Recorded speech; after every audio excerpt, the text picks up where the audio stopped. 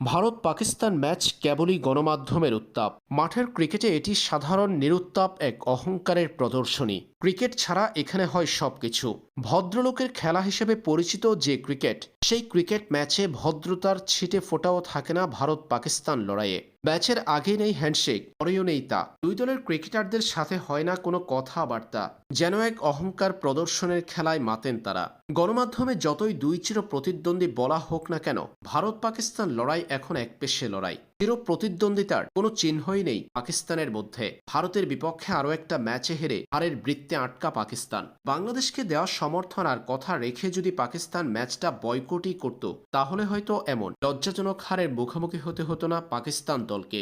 অনেক পাক ভক্ত তাই বলবে, ভুল করেছে পাকিস্তান ম্যাচ খেলে। ভারতের তিনজন ব্যাটারের রানই করতে পারেনি গোটা পাকিস্তান দল। ভারতের দেয়া 176 রানের টার্গেটে ব্যাটিং করতে নেমে পাকিস্তান অল আউট 114 রানে। পাকিস্তানকে দুধের শিশু বানিয়ে আরও একবার হারিয়েছে ভারত। হারের বৃত্তে আটকা থাকা পাকিস্তান ঘটনার পুনরাবৃত্তি ঘটিয়ে ভারতের বিপক্ষে হারের ধারা অব্যাহত রাখল বিশ্বকাপে। টি-20 বিশ্বকাপে গ্রুপ পর্বে কলম্বোর প্রেমাদাসা স্টেডিয়ামে ভারতের দেয়া 176 রানে টার্গেটে ব্যাটিং করতে নেমে পাকিস্তান অল আউট 114 রানে। ভারতের জয় 61 রানের ব্যবধানে।